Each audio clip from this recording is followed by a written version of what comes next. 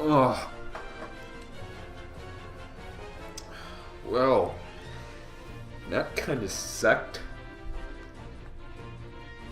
Do I even dare go on the internet? Sonic Boom Rise of Fuck You for the Wii U is unquestionably and without a doubt the worst Sonic game ever. It's even worse than Sonic 06. Sonic hasn't been good since 1994, and Sonic Boom confirms that he will never be again. This is Jack Cass from the Idiot Game Nazis signing off. Hail Fewer. Really, guys? Really?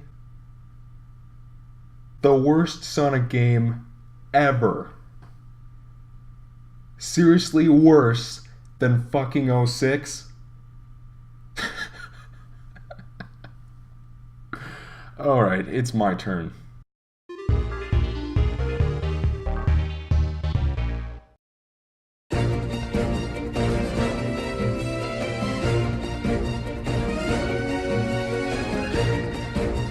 I've been a Sonic fan for as long as I've been into video games, ever since I popped Sonic Heroes into my GameCube in 2003 at the ripe old age of 9. Despite how noticeably Adventure, Adventure 2, and Heroes have aged over the past decade or so, and though my views of these titles have changed immensely over time, I still think the approach that the Dreamcast era titles took to 3D Sonic platforming was a solid one. The problem was never the platforming per se, it was general polish and game structure. If some adjustments were made to the storytelling and game progression, a Sonic Adventure 3 would make for at least a decent Sonic game. While I never expect Sega to take a stab at the formula and its purity again, considering Sonic 06, I would be totally on board if they did. So when we got teasers for Sonic Boom earlier this year, I was intrigued to see what appeared to be a variation on the Sonic Adventure formula. Based on a then upcoming TV show set in an alternate universe to the main series Sonic games, Sonic Boom sported hub worlds, a focus on 3D platforming over the more on-rails experience of the Boost formula games, some neato new character designs, multiple playable characters, a greater emphasis on combat like in Sonic Heroes, and what appeared to be a greater focus on story and character akin to Sonic Adventure and Adventure 2. And to top it all off, the Wii U version was being developed by expatriates from my favorite love 'em hate 'em developer, Naughty Dog Incorporated, while the 3DS title was under construction by Sly Thieves and Time developer Sanzaru Games. By the way, was I the only one who liked that game? It wasn't as good as 2 and 3, but it was still pretty good.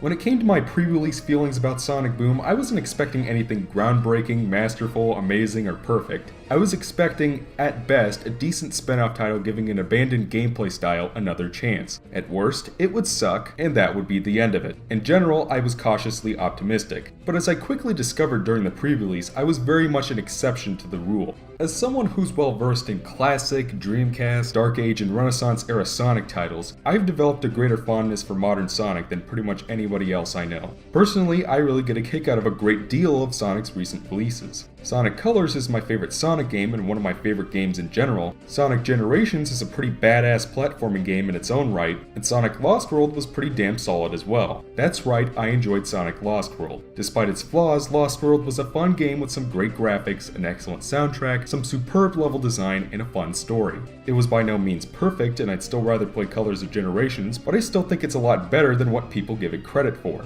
The main series titles we've gotten since the Sonic Renaissance began in 2010 have been some pretty sweet fun rides, and I hope that Sonic Team can continue to bring us quality Sonic titles down the line. Many other Sonic fans and non-fans are not so kind. If you've been following my channel for a while now, you'll know that I released a brief editorial last month discussing the Sonic Boom series. In this editorial, I tried to make sense of the appallingly high level of pre-release negativity that was pretty much all over the internet at the time. As I've mentioned in previous videos, I opine that the Sonic fanbase is split into the Genesis-loving classicists, the Dreamcast-loving Dreamcastians, and the Boost formula-loving modernists like myself. When it comes to the percentages of the fanbase that these groups occupy, it's pretty much undeniable that classicists form by far the largest portion of the fanbase. Some, like the Great Clement, are willing to accept any gameplay style so long as the game is fun. Others, like Aaron Hansen aka Ego Raptor, believe that Sonic took a hellish dive in quality come Sonic Adventure, and that the series has not had any quality releases since and never will again, especially after games like Sonic 06 and Shadow the Hedgehog. This latter group, the Ego Raptorian classicists, are biased and hateful leeches in the larger fanbase that I think don't give modern Sonic even a sliver of a fair chance. You wanna see what I mean? Watch the Game Grumps playthrough of Sonic Boom.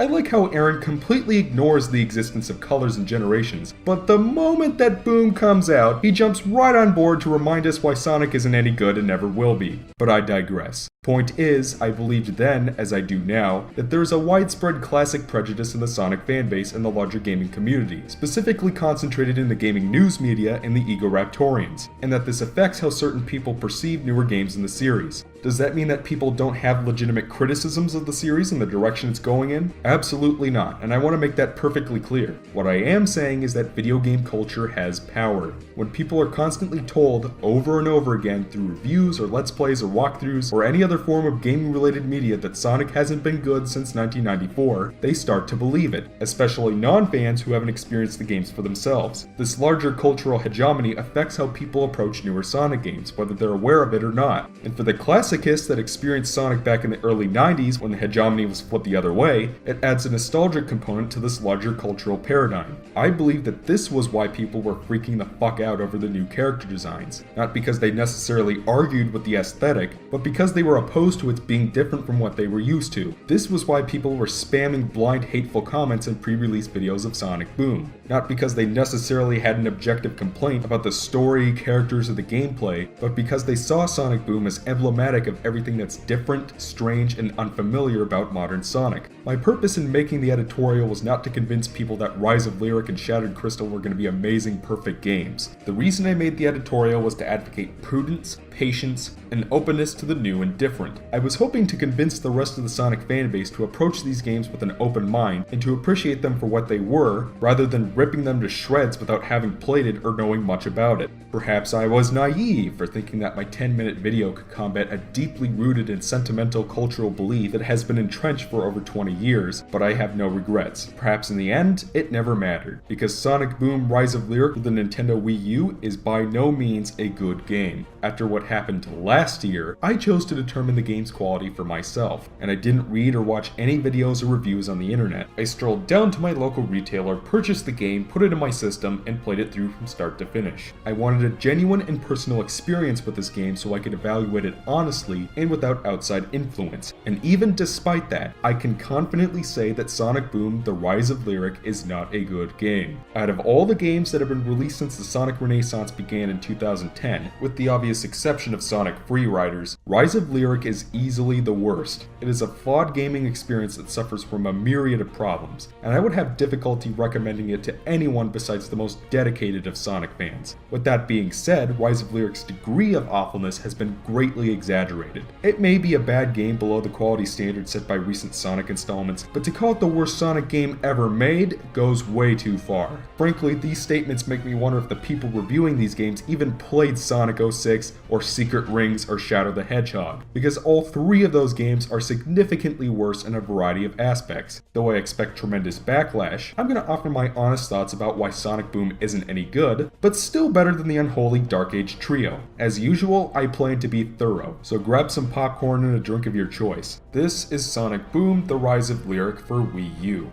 Let's begin with the plot.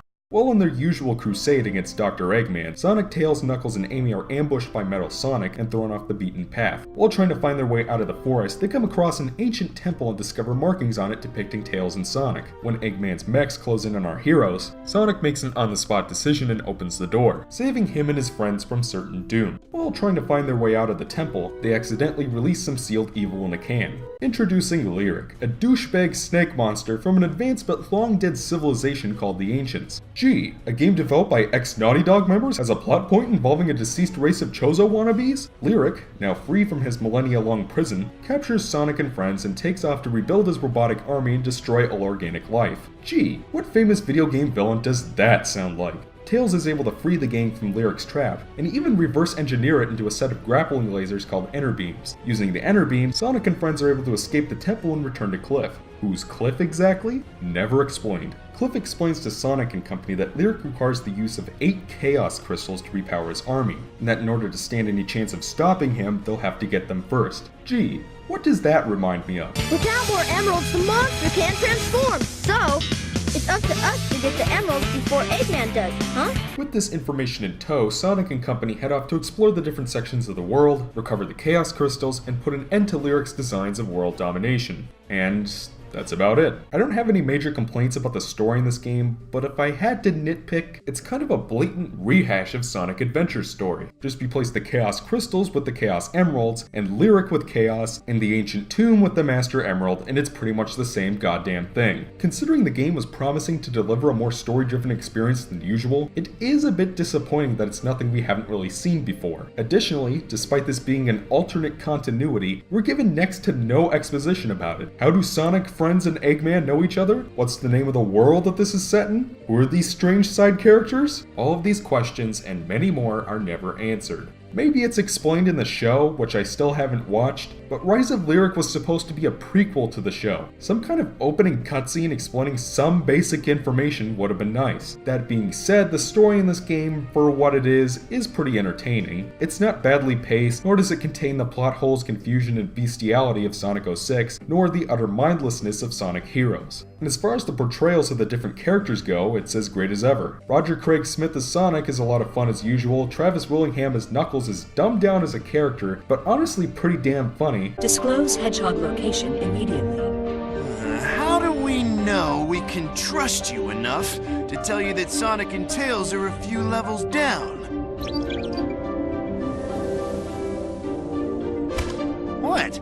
Cindy Robinson as Amy has been given a calmer persona that's easier to get behind, and Colleen O'Shaughnessy as Tails emphasizes the character's fun inventor-machinist traits more so than before. And then there's Mike Pollock as Dr. Eggman, who absolutely steals the show whenever he's on screen. After seeing the character take a dark turn in Lost World, it's nice to see his more playful persona from Unleashed in Colors make a comeback. Topping off all these fun characters is the same great humor we've come to expect from recent games in the series. As in other modern Sonic titles, there's a handful of cringe-inducing jokes, but there are still plenty of genuinely funny lines here and there. This is not how it ends for you!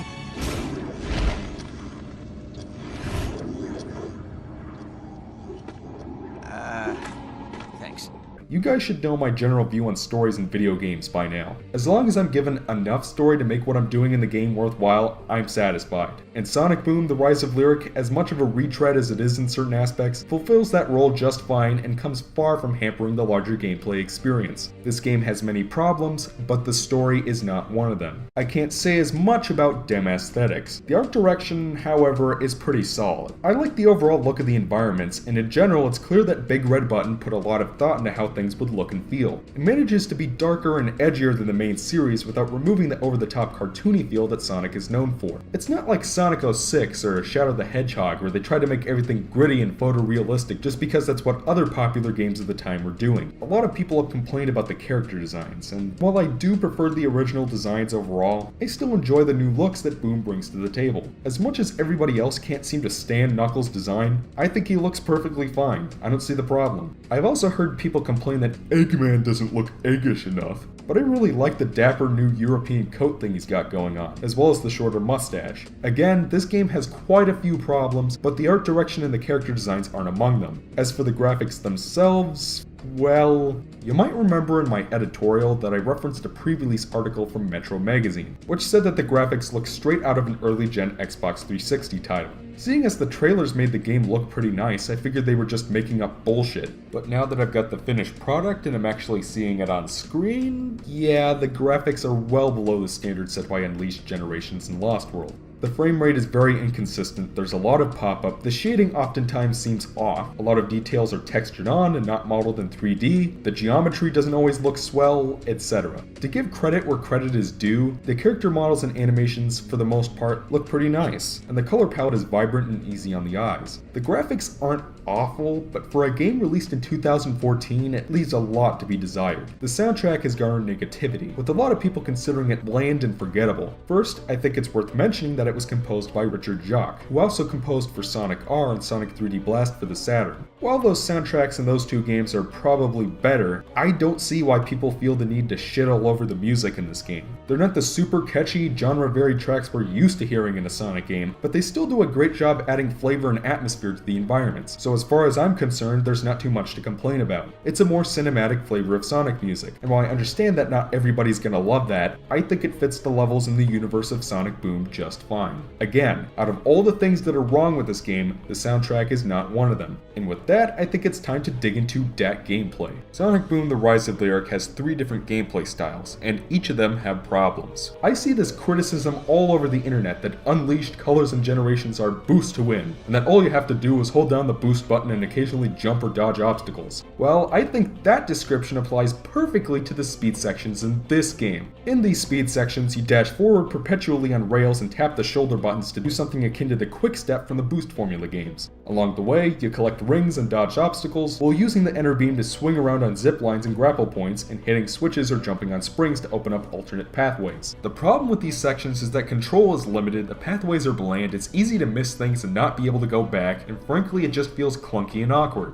I know that sounds weird considering that I like the boost formula games quite a bit, but those games give you a lot more control over Sonic's speed and movement, and the level design was a lot more intelligent and fluent. Whenever I play these sections, it always makes me wish I was playing one of the boost formula games instead. If I can praise one thing, at least they're short and sweet, but that makes them all the more redundant. In this aspect, they remind me a lot of the flying sections in Star Fox Adventures. They feel tacked on and purposeless. What was the point? And seeing as these are the only parts of the game where you actually go fast, that's kind of a problem. For most of the game, you're on foot controlling all 4 friends at once, whom all have different abilities. Sonic has the spin dash and the homing attack, Tails can fly and uses buddy bots to open doors, Knuckles can climb walls and dig underground, and Amy has a triple jump and can balance on beams. As you plow through the levels, you'll have to switch between the characters to progress. So in that sense, it's kind of like Sonic Heroes. Unlike many recent Sonic titles, the majority of the platforming takes place in a 3D plane, though there are 2D sections here and there. Unlike most Sonic games in the series, there's a much greater focus on solving puzzles and exploring the levels to find the way forward. This, I don't mind.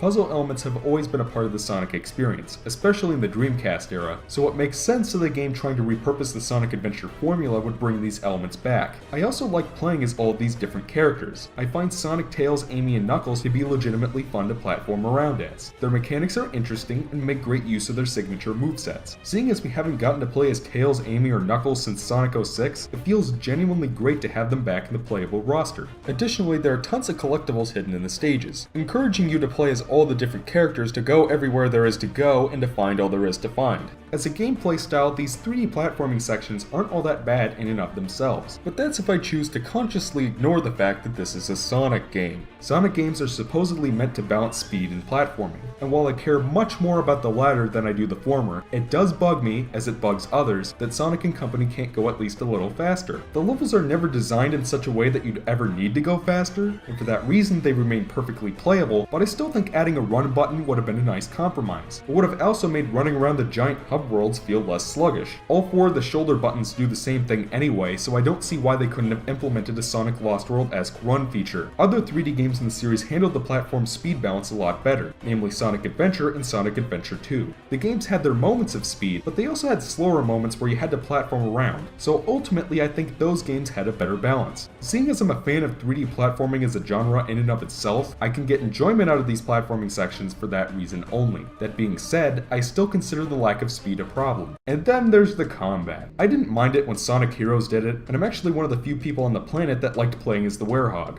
Even so, the combat in Sonic Boom is pretty mindless, and that's coming from someone who enjoys brawler and hack and slash games. The combos are incredibly basic, and there's not much in the way of upgrading the chains to make them longer, so it all comes down to button mashing until they feel like dying. All of the characters have their own moves, so at least you can swap between them if you're getting especially bored of homing attacking Sonic into robots over and over again, but that doesn't change the fact that these sections aren't all that interesting in general. Again, I don't mind adding combat to the formula as an idea, but if you're going to include it, you need to flesh it out and develop it a little more. As is, these combat sections feel tacked on just like the speed sections do. Though you'll engage enemies in combat fairly often, it's not the sort of thing you'll be doing 100% of the time. Most of the time, you're doing the fun stuff, puzzles and platforming. And while that stuff is entertaining enough in and of itself, the overabundance and then lack of speed, coupled with the combat, serve to slow things down and prevent these things from being as fun as they could have been. On top of that, there are these sections where you take control of this watercraft and shoot at enemies while dodging obstacles. They're fine enough, but the aiming feels a little jittery.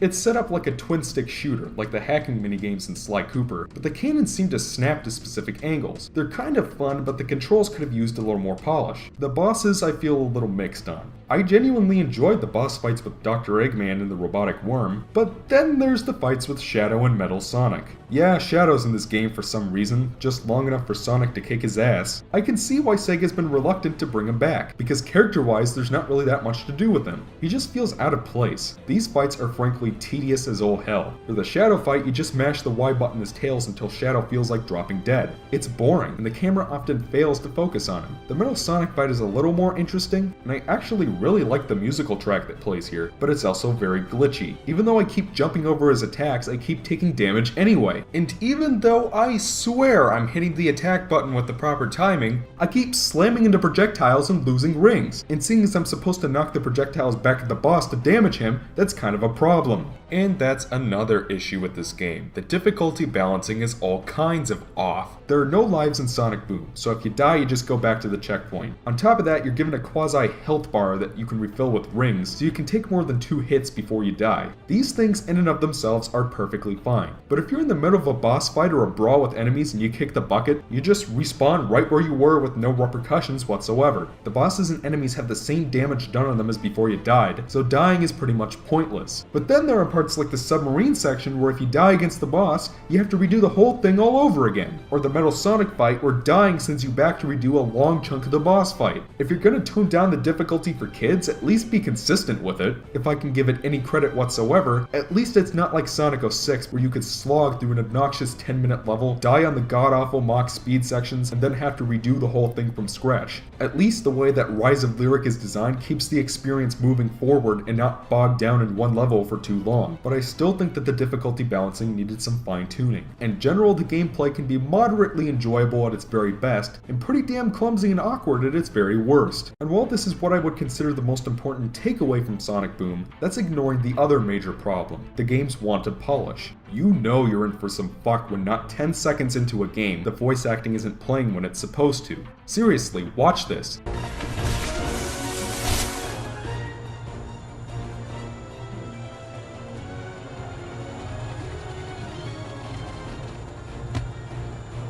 The presentation leaves a lot to be desired. While the lip sync and animations and cutscenes are great and full of cartoony effects, whenever you're interacting with side characters in the overworld, it's clear they didn't even try. Like in Spyro Enter the Dragonfly, the dialogue doesn't match with the lip syncing at all, and the characters keep looping the same boring cyclical animations. He seems to be in trouble. We help people in trouble.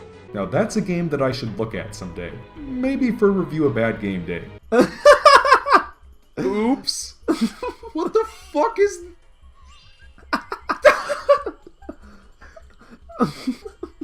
Hey, Spyro. I detonated a black hole grenade in here. Can you find all the missing particles? Maybe. On top of that, the game tends to stutter when it comes to cutscenes, and because the cutscenes are pre-rendered, the video quality has a grainy effect to it sometimes. The second hub world has loading problems. You'll walk into these tunnels, and the game will screech to a halt for a second or two while the music stutters. There are tons of niggling little quirky happenstances like those all over this game. Minor stumbling blocks that don't really affect the gameplay, but still serve to distract from the overall experience. But there's also stuff that can get you killed. My favorite is this part here. I'm running on the speed section to Crater Lake when this suddenly happens.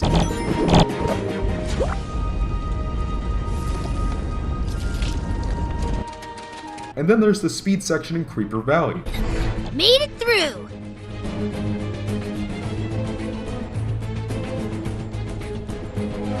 What the hell? There's also a part in the Lyric Factory level where I swap between Sonic and Tails in a 2D section, only to go off the rails and fall. Now, that's the stuff I discovered by complete accident. If you're a glitch hunter, you're gonna have a field day with this one. There are so many bugs and programming flaws to exploit if you just know where to look. The best example concerns our favorite Knucklehead, who can moonjump and skip past huge chunks of the levels. There are plenty more, but I think you get my point. This game feels unfinished. It's buggy, it lacks polish, it feels rushed. After Sonic 06, you'd think that Sega would have learned their lesson. It's never worth it to rush a game to meet a deadline. I don't care how much you want to cash in on the holiday season. A game this incomplete not only hurts sales, but damages your credibility with reviewers and fans, and lowers sales in the long run. I think even an extra month of development time would have made a tremendous difference. As is, this game feels pretty crude to say the least. And that pretty much wraps up my thoughts on Rise of Lyric itself. The platforming sections that make up most of the game, when evaluated on their own intrinsic merit, can be pretty fun. They feel slow by Sonic standards, but the puzzle elements are interesting, all the characters are fun to platform around as, and all 4 of them possess unique mechanics that make their gameplay styles all feel worthwhile.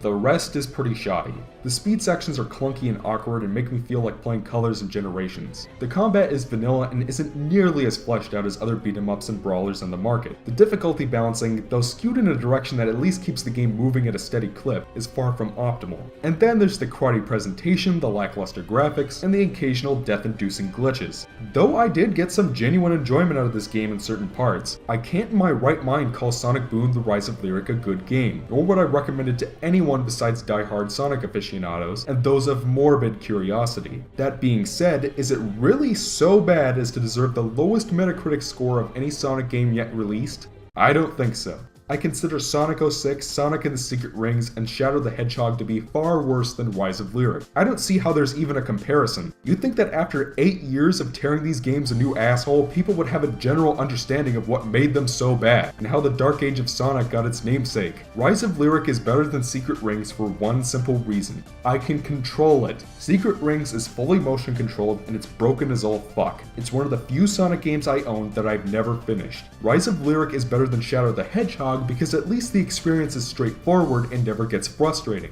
You don't have to spend 40 minutes running around levels like The Doom or Lost Impact, trying to hunt down artificial chaos without a map or a radar. You don't have to finish 10 boring and stilted playthroughs to unlock a final story and get a crummy ass ending. There's no cursing and no firearms. The story isn't attempting to be dark or edgy or take itself too seriously. The comparison with Sonic 06 is a little less slanted, but Rise of Lyric wins out nonetheless. The story in Rise of Lyric, though kind of derivative, makes sense, is easy to follow, has good animations and voice acting, and at least has entertaining characters and a splash of humor and energy. The story in Sonic 06 is just as derivative, but boring, stilted, confusing, repetitive, and the animations and voice acting are horrendous. Nitpick the story in Rise of Lyric at your leisure. Complain that Roger Craig Smith doesn't fit Sonic. Complain that the humor is too juvenile. But when it comes down to it, 06's story is tremendously worse in virtually every aspect. As for the gameplay, both games are equally slow and both have quite a few glitches. Rise of Lyric still has the advantage. Comparatively, most of the glitches are presentation related, and the few death-inducing glitches that do exist aren't anywhere near as bad as 06, seeing as there are frequent checkpoints and infinite lives. For that reason, the levels are also a lot better.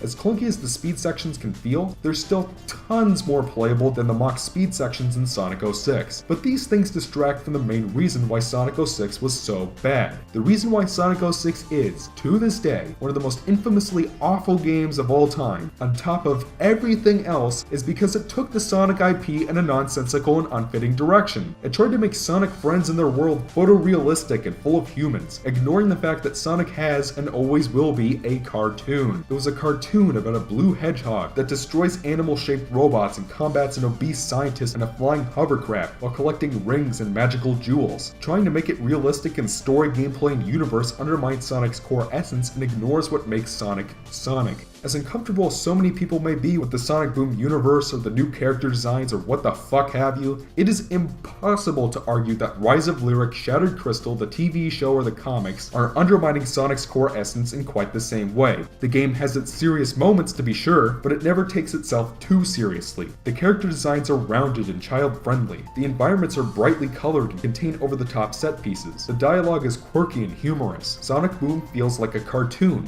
like Sonic should be. It may not be as familiar as the main series universe, but it does not come close to making the same mistakes that 06 did. Rise of Lyric also doesn't have the stupid-ass Enter the World level, or the silver ball puzzle, or any of the other dumb, obnoxious set pieces that made 06 such a frustrating chore to play. Sonic 06 is the kind of game that you can only like ironically. Sonic Boom is not like that. It's glitchy, it's slow, it's clunky at times, but unlike Sonic 06, it has a few redeeming factors. The story is relatively entertaining. The level design is straightforward and provides provides you with plenty of extra chances. Unlike Sonic 06 or Secret Rings or Shadow, I can play the game and feel genuine, worthwhile entertainment at times. For these reasons and plenty more, I do not consider Sonic Boom to be the worst Sonic game ever made. It's a stinker alright, but all things considered, it could have been much worse. That doesn't mean you have to like it, but I do humbly request that the gaming news media cease treating this game like their own personal punching bag. Frankly, I think the reason why so many gaming news media outlets and YouTubers are going out of their way to throw Rise of Lyric and Shattered Crystal under the bus and then shit all over their corpses is not because the games are necessarily the worst Sonic games ever made, but because they were less than indifferent about Sonic Boom to begin with. The same people that went out of their way to trash these games during the pre-releases are the same people who are going out of their way to rub salt in Sega's wound now. This whole anti-Sonic Boom circle jerk is little more than a self-righteous bout of I told you so concerning the quality standard of modern Sonic.